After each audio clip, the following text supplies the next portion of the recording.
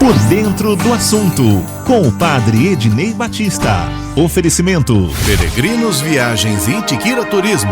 Peregrinação para todos.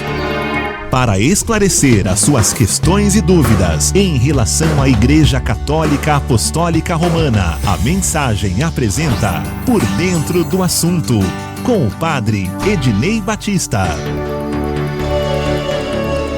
É a partir de agora, aqui pela Rádio Mensagem e também pela web Rádio Pés de Cristo da Paróquia Espírito Santo, o Por Dentro do Assunto, com produção de Donizete Eugênio, auxílios técnicos de Antônio Márcio Buim, apresentação Carlos Sena e padre Ednei Valdo Batista. Padre, bom dia, sua bênção. Bom dia, Deus o abençoe, bom dia a todos os nossos ouvintes também, com alegria e com a graça de Deus, nós aqui estamos para mais um Por Dentro do Assunto, ajudando o nosso povo a conhecer melhor a sua fé e, consequentemente, a vivê-la, né? Exatamente. Então, o povo de Deus já está mandando pergunta aqui. Padre. Opa, isso é muito Nem bom. Começou e já está sendo assim, maravilha. Vamos apresentando as suas perguntas para o padre Ednei, já no decorrer desse programa. E, é claro, você participa pelo 974110125, nosso WhatsApp. Coloque lá, #assunto. Logo em seguida, a sua pergunta, deixando bem claro se você quer se identificar ou não. E também, já, né, Buim, pelos telefones, 3954-3010, 3954-3011, para você fazer a sua pergunta ao vivo para o padre Ednei. Padre, e o tema? Sim, eu quero comentar aqui rapidamente, mais a modo de divulgação e também de incentivo a que seja conhecido o documento conclusivo, ou melhor, o documento pós-sinodal, né, a exortação pós-sinodal sobre a Amazônia, que foi publicado ontem, né, assinado pelo Papa Francisco. Então eu penso que será muito importante que agora, até pela internet se pode ter acesso a isso, as pessoas leiam esse documento, né? O que aconteceu antes, já antes até do acontecimento do sínodo, durante e um pouco depois, foram coisas assim injustas, porque as pessoas falavam o que não era verdade, muitas vezes por não terem lido nada ou por terem lido os comentários, né? Se a gente lê um comentário de algo, a gente fica com a ideia de quem fez o comentário, mas não com o conhecimento verdadeiro.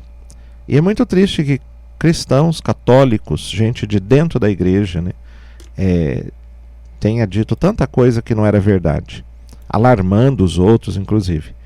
Então agora nós temos a exortação apostólica, né, do Papa Francisco sobre a pós-sinodal sobre a Amazônia, na qual o Papa recolhe tudo aquilo que foi refletido durante o sínodo sobre a Amazônia, tudo aquilo que foi sugerido, e acolhe um pouco de tudo isso, certamente não tudo.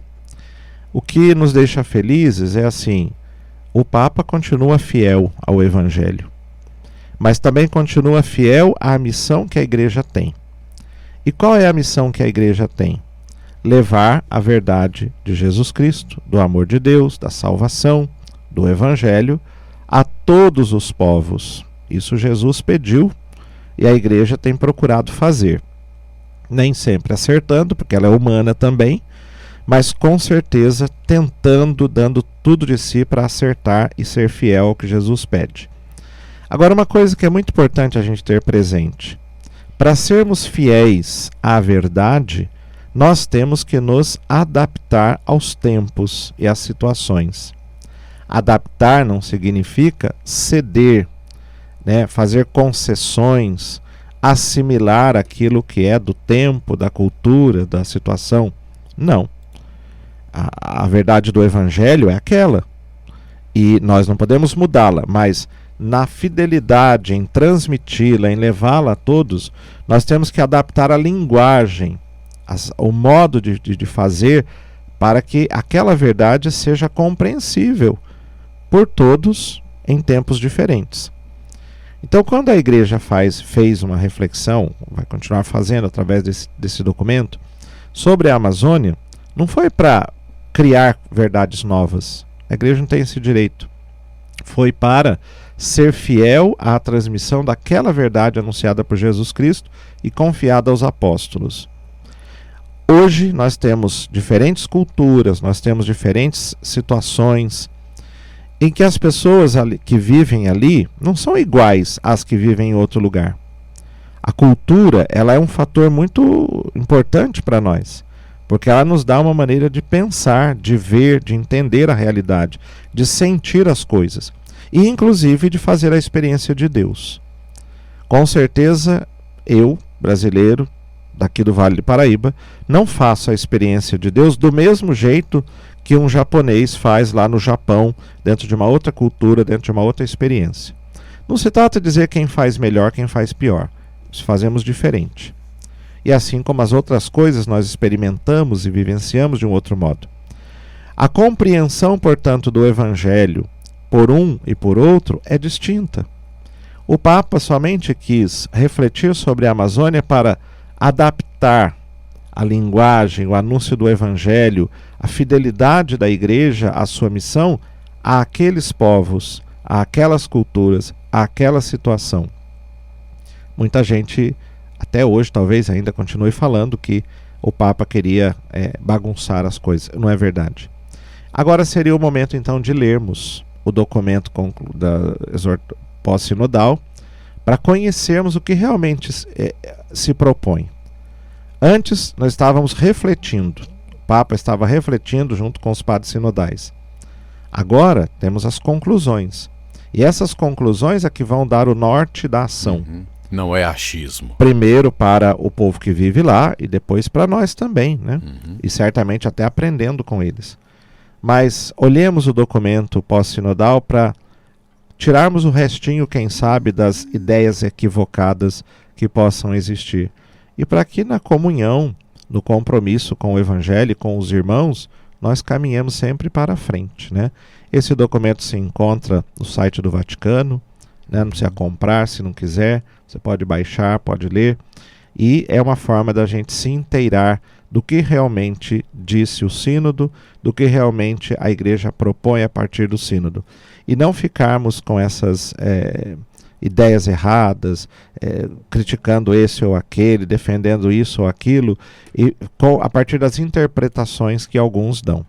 Então fica assim o nosso convite, o nosso incentivo, para que conheçamos a verdade sobre o sínodo da Amazônia, vivamos isso com fidelidade ao Evangelho e procuremos evitar os falatórios inúteis e agressivos e muitas vezes mentirosos sobre esse acontecimento.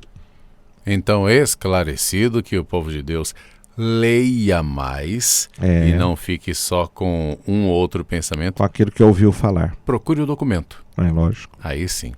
Perguntas do povo de Deus, 3954-3010, 3954-3011. Participação ao vivo, né? Marcão do Satélite, bom dia. Bom dia, Sena. Deus te abençoe. Pode fazer a sua pergunta ao padre, amigo. Amém. Sua bênção, Padre Ednei. Deus o abençoe. Ô, Padre, duas perguntinhas. Pois não. A primeira é um tanto polêmica, que é um particular, sei lá, é uma curiosidade minha. Eu já até fiz essa pergunta para o Padre Rogério uma certa ocasião e ele disse que está errado. Agora eu quero a sua opinião. No Terço da Misericórdia tem a oração, né? Do Eterno Pai. Eu acho que, na minha opinião, tem ouvintes que quer insistir em querer mudar a letra da oração, porque no final da oração fala dos pecados, né? E os do mundo inteiro. Sim. Quando já fala o pecado e os do mundo inteiro, e tem pessoas que fazem questão de repetir duas vezes. Não se conforma só de falar e os do mundo inteiro, fala e os do mundo inteiro e os pecados do mundo inteiro. Ela repete de novo, entrando em confusão com o locutor. Quando o locutor está em os do mundo inteiro, ela ainda repete duas vezes. Eu conversei isso com o Padre Rogério e ele disse que não é correto. O correto é o que o locutor está orando. Certo. O senhor concorda ou discorda de mim? Porque daí isso aí é um problema de comunicação, né? Não temos nenhum problema teológico diante disso. As pessoas têm que prestar atenção, assim como se nós estivermos rezando na missa, o Pai Nosso, em coro, né?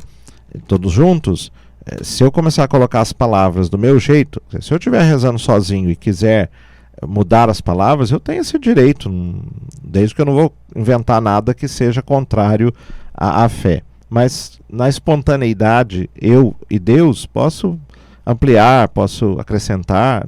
Agora, quando eu estou rezando junto com os outros, não, né? Porque senão destoa ali o coro. Então é isso mesmo. Não está errado, porque só que a palavra está subentendida, não precisa pronunciar para valer. Agora, para rezar junto com o outro, tem que fazer esse tipo de prática, né? Essa sintonia. Tá, outra pergunta, Padre Ednei. Essa é um pouco mais séria. Eu sou divorciado. Certo. E na época, a minha ex-esposa, ela que me deu o divórcio. Certo. Agora, pela Igreja Católica, ela disse para mim, eu não sei, eu não vi, eu não li o documento, mas ela me passou que ela anulou o nosso casamento. Além do divórcio, ela anulou. A minha pergunta é, eu poderia, ou ela também, voltar a casar na igreja? Tá bom, vou te responder. Bom, ela dizer que anulou não quer dizer muita coisa, não. Porque, de fato, existe na igreja a possibilidade de verificar se um casamento que não foi para frente, que não deu certo, valeu ou não valeu. E isso é feito pelo tribunal eclesiástico, por pessoas preparadas, autorizadas, né, que fazem um sério estudo da situação do matrimônio em questão para verificar isso. E a coisa é muito séria, por isso leva tempo, por isso envolve mais gente. E não, no fim das contas, quando se chega à conclusão da não validade do casamento, a autoridade, no caso o juiz do tribunal, né, ele faz a sentença dizendo que aquele casamento não valeu. Então, prova-se a nulidade. Nós dizemos assim, não se anula. Se valeu, valeu. O que se faz é verificar se valeu. Se não valeu, então declara-se essa não validade, a nulidade, certo? Se ela lhe disse que ela fez isso, você saberia certamente, porque quando o processo foi instalado, você seria notificado, chamado, teria sua participação, e no final, quando saísse a sentença, você também receberia a sentença e todas as orientações relativas a isso. E aí você saberia se poderia casar na igreja novamente ou não. Se você só tem a informação dela, é muito provavelmente que isso não seja verdadeiro, ou que esteja iniciando ainda o processo. Não houve tempo de você ser chamado. Mas se ela está dizendo, já anulei, você teria que ter um documento, você teria que saber, tudo você saberia, lá desde o começo. Então, se você não sabe de nada, a não ser pela boca dela, não é verdade. Não é unilateral. Agora, quando houver o processo de fato, e quando for declarada a nulidade, não havendo nenhum problema que impeça um novo casamento, a pessoa, de posse da sentença, pode se casar na igreja novamente. Sim, porque aquele primeiro casamento não valeu. Mas procure se informar se houve esse processo, se houve tudo isso, porque você teria o documento e teria todas as informações. Pelo que você disse, parece que foi ela que disse. Então, não deve ser verdade. Obrigado, Marcão, por sua participação aqui no Por Dentro do Assunto. O Jean do Jardim Paraíso quer saber, padre, com relação às capelas rurais, que neste tempo têm sofrido com as quedas de energia elétrica, e como podemos fazer para manter a luz do sacrário acesa? Caso seja colocada uma lâmpada de emergência na capela, pode ser instalada e serve como luz do Santíssimo? Ele pede a sua bênção também. Serve. Quando não se tem energia elétrica, pode-se colocar uma vela, desde que haja pessoas ali, porque você vai deixar a vela também na igreja fechada, sem ninguém, é perigoso pegar fogo, né? Então, havendo gente ali participando, fazendo algum encontro, celebração, o que for, pode-se colocar uma vela, né? Pode-se colocar aquelas lâmpadazinhas de óleo, né? Tem hoje algumas lâmpadas até com a bateria. Aí nas lojas de artigos religiosos tem opções. Então não é um problema, né?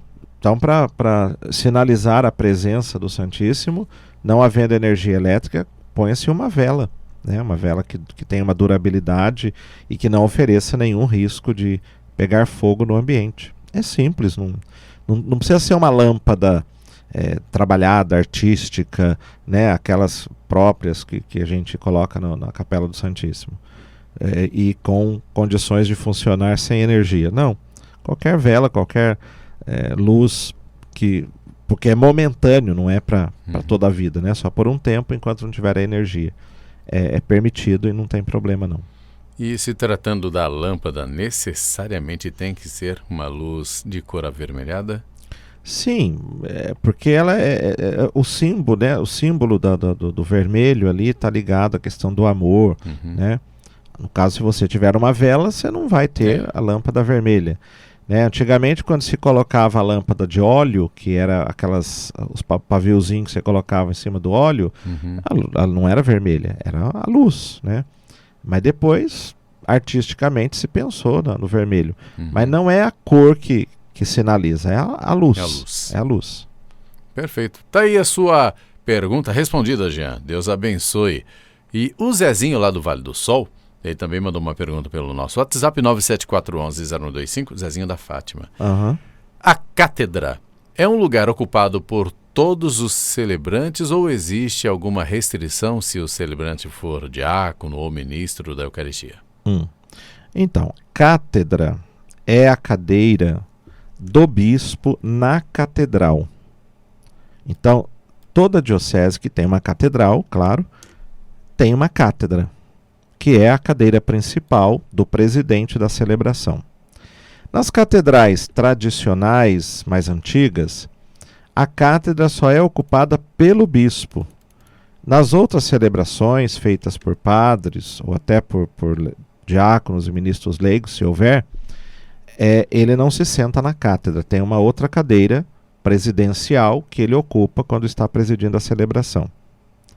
Mas nas catedrais mais modernas, como é o caso da nossa, não existe uma cátedra separada da cadeira presidencial. É a mesma. O bispo, quando preside, ele se senta ali, né? Ela é cátedra. Quando é o padre, pároco, vigário, paroquial, qualquer outro padre que preside a celebração, ou se for até um diácono, ele também pode se sentar ali. Ela não tem o sentido de cátedra, porque a cátedra é a cadeira do bispo. A pessoa não é bispo, não é dele. Mas é a cadeira presidencial. Porém, o objeto é o mesmo. Nas paróquias, o povo costuma chamar a cadeira presidencial ou sédia presidencial, né, de cátedra. Não está certo isso. Cátedra só existe na catedral. Nas paróquias, nas capelas, a cadeira do presidente, mesmo se ela for bonita, mesmo se ela for de granito, de mármore, almofada, o que for, ela é sédia presidencial ou cadeira presidencial. Ali ela não é cátedra. Cátedra é na catedral. Por isso que a igreja principal da diocese se chama catedral, porque é a igreja que abriga a cátedra, que é o símbolo da autoridade do bispo, que ensina como mestre, como pastor, como guia do povo, né? Catedral vem de cátedra, é a igreja da cátedra.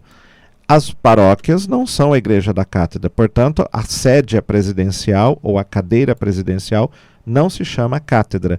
Quando falam isso, coroinhas, ministros, não sei o quê, estão falando de maneira equivocada, porque só existe cátedra na catedral. Nas outras igrejas, capelas, matrizes, o que for, é sede presidencial.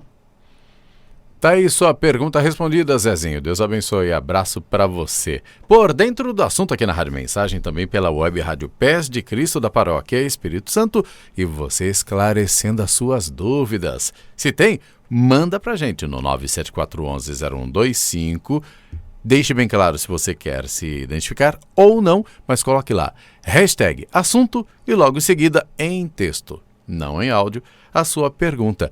Pelo telefone vale também 3954-3010, 3954-3011 para você participar ao vivo.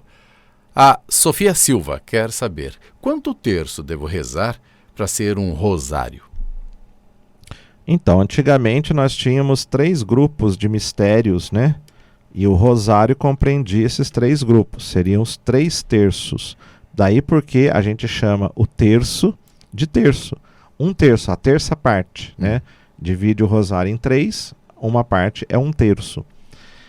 O Papa João Paulo II criou mais um grupo de mistérios, né? Os chamados luminosos. Então nós teríamos hoje não mais o terço, mas o quarteto. O quarto, o quarto, na verdade, né? O quarto que seria a 4ª parte. Não, mas não olhemos na perspectiva... Virou o nome, né? Depois. Ficou o nome. De qualquer forma, se você quer rezar o rosário, você reza o conjunto dos mistérios, né? Podem ser os 4, pode ser os 3. Ou se você não quer rezar o rosário, reze só o terço. Não tem grande problema, não. Não precisamos... Deus, ele não é preocupado com quantidade, né? Ele preocupa com a qualidade. Também não pensemos que rezar o rosário. Bom, se eu rezo o rosário, de fato contemplando os mistérios, sejam os 3, sejam os 4, sejam 2, né, vale para minha vida, para minha caminhada de fé. Se eu faço isso mecanicamente, só quantitativamente, distraído, preocupado com outras coisas, também não tem valor nenhum, né? Não me ajuda muito. Então, não nos preocupemos com a quantidade. Tá bom, para ser precisos hoje, o rosário são os 4 mistérios. Então, reze 4 terços, né? Mas se você rezar 3, não vai ter grande problema, não, desde que seja bem rezado. O senhor até respondeu a minha pergunta, padre, porque na minha caminhada até o trabalho, eu rezo uma dezena ali. Eu não rezo o terço inteiro, mas... Sim, tá valendo. Tá valendo, viu? Estou absolvido. Participação do ouvinte 3954-3010, 3954-3011. Alô, bom dia. Bom dia. Fique à vontade e pergunte ao padre. Então, uma pergunta assim, meio difícil. Que meu filho ia batizar meu bisnetinho, só que ele teve um AVC e ele não é casado na igreja, né? Ele ia casar na igreja e ia batizar meu bisnetinho. Só que o menininho já chama ele de padrinho, tudo, e só como ele teve o AVC, ele não quer entrar na igreja do jeito que ele está, entendeu? Para casar. E então, daí eu queria saber do padre, né? Como que a gente vai fazer agora? Porque ele quer entrar na igreja para casar, o menino chama ele de padrinho, e até agora chegou aqui em casa e falou, Bisa, cadê meu padrinho? Ele não está aqui hoje? E ele gosta muito dele, sabe? Sim. E agora não sei como que vai fazer. Ele já tem 4 anos. Certo. Tá bom, não é coisa difícil de resolver, né? Porque aqueles aparatos de uma celebração do casamento não são exigidos pela igreja para a validade. Então, o casamento pode ser feito de maneira muito simples, né? Na Capela do Santíssimo. O noivo e a noiva não precisam entrar pelo corredor da igreja com música, todo mundo olhando para eles, tirando foto. Ele pode chegar do jeito que ele conseguir chegar, com a bengala, ajudado por alguém, na cadeira de rodas, né? Junto com a noiva ali, se coloca diante do ministro, o padre, o diácono, o que for, e faz-se a cerimônia do casamento, depois de todos os procedimentos que são necessários, né? O processo de habilitação, a preparação mínima. Essas coisas podem ser simplificadas, não há uma exigência que tenha que fazer todo aquele aparato, né? Depois que ele santificar a união dele, tiver tudo certo, aí faz o batismo da criança. E esse tipo de coisa é só procurar a igreja aí onde vocês vivem, participam, né? Conversar direitinho lá, explicar. Sempre há possibilidades. A igreja ela não cria problemas para dificultar a vida das pessoas. Ela tira as dificuldades para que as pessoas possam avançar na caminhada. Então, que bom que ele quer se casar para depois batizar o afilhado dele aí. Ótimo. Mas, vou ter que entrar pela igreja, vou ter que usar terno, Não, nada disso. Isso aqui não é exigência. A exigência é que o noivo e a noiva estejam lá, que haja 2 testemunhas, que eles estejam preparados, que possam se casar. E o ministro da igreja recebe o consentimento deles. Não precisa ter convidado, não precisa ter festa, não precisa gastar, não precisa nada disso. né? Procure então a paróquia aí onde vocês vivem, esclareçam direitinho a questão. Tenho certeza que o pároco vai facilitar, vai acertar a vida matrimonial dele, e depois segue-se o caminho para fazer o batizado também, que pode ser de maneira simples, não precisa ser, se ele fica constrangido por causa da situação de saúde dele, de uma maneira mais simples, mais objetiva, talvez num momento especial. Tudo é questão de conversar, né? A igreja, ela tem regras sim, mas não são regras férreas, né, que querem maltratar as pessoas. São regras para ter um caminho. Agora, cada caso tem que ser estudado, refletido, conversado, sempre em vista do bem das pessoas, do bem das almas, da salvação, e não para criar problemas e dificuldades. Obrigado por sua participação aqui no Por Dentro do Assunto, viu? A última participação de hoje, padre. Maria Geralda, do Cidade Salvador. Bom dia. Bom dia. Fique à vontade e pergunte ao padre. Então, padre, eu queria saber que eu tenho uma pessoa muito próxima de mim e nós temos vínculo de trabalho junto. Mas, porém, ela é budista e eu sou católica. Certo. Quando acontece alguma discussãozinha que diverge essa situação, ela fala assim: nem Jesus é perfeito. Se ele fosse perfeito, ele não morreria na cruz. E isso me deixa muito triste, porque eu creio nessa perfeição do Senhor Jesus. Sim. E o que eu posso falar para essa pessoa? Muito obrigada. Olha, é preciso que ela estivesse vivendo dentro do nosso universo de compreensão de Jesus, né? Porque certamente, por não ser cristã, ela não conhece Jesus. Então, para ela, Jesus foi um homem igual a todos os outros, e o que não é mentira, porém, ele é Deus também. E mesmo sendo homem igual a todos os outros, ele não pecou. Isso nós, cristãos católicos, temos muito claro na nossa cabeça. Mas quem não é cristão e não é católico, não pode enxergar da mesma forma que nós. Agora, vamos olhar o outro lado das coisas. Quantas vezes, não sei se é o seu caso, mas quantas vezes cristãos católicos também julgam as personalidades, entidades, divindades até, de outras religiões com a mesma agressividade? Por exemplo, dizer que Buda não sei o que, Maomé não sei o que, mas o Deus dos evangélicos não sei o que. Nós às vezes usamos a mesma atitude, né, com o outro, assim, por desconhecermos. Ou se não falamos da divindade, falamos dos ritos. Por exemplo, nós fazemos piada com os ritos afro-brasileiros, né, o candomblé, a umbanda. Para nós aquilo é engraçado, para nós aquilo é estranho, para nós aquilo é esquisito, mas para eles não é. Nós não conhecemos a realidade deles, nós não vivemos a experiência deles, nós não entendemos o significado daquilo. Então nós precisamos pensar que quando as pessoas não conhecem Jesus Cristo, elas poderão fazer uma ideia errada dele. Vamos ficar tristes com isso? Não. Vamos entender que nós podemos mostrar com a vida, mais do que com as palavras, esta perfeição, esse jeito de Jesus ser. Exatamente porque ali ele se sobressai, perdoando, amando, entregando a vida, né? A perfeição que nós pensamos muitas vezes, ela é a ausência de qualquer erro, de qualquer... Claro que em Deus não tem isso, mas em nós, mesmo numa pessoa que a gente julgue como muito boa, certamente haverá alguma falha, alguma fragilidade. Os santos, eles eram santos, mas eles confessavam todo mês, toda semana. Se eles fossem imperfeitos no sentido de não ter nada, precisavam confessar. Não, eles tinham sensibilidade ao pecado, eles percebiam que não tinha pecados graves, mas tinham pecados, porque faz parte do ser humano ser pecador. Não é o caso de Jesus. Jesus não teve pecado, a fé nossa afirma isso. Mas as pessoas que pensam como essa que você disse, elas não fazem parte do nosso mundo cristão, não conhecem Jesus Cristo como nós conhecemos. Como muitas vezes nós também não conhecemos a religião do outro e julgamos dizendo até que são adoradores do demônio, o que não é verdade. Então, conhecer é o caminho. O que fazer? Ter paciência com a pessoa, tratá-la bem, entender o seu jeito de pensar, né? E continuar vivendo a sua fé e testemunhando Jesus para que ela o conheça através de você.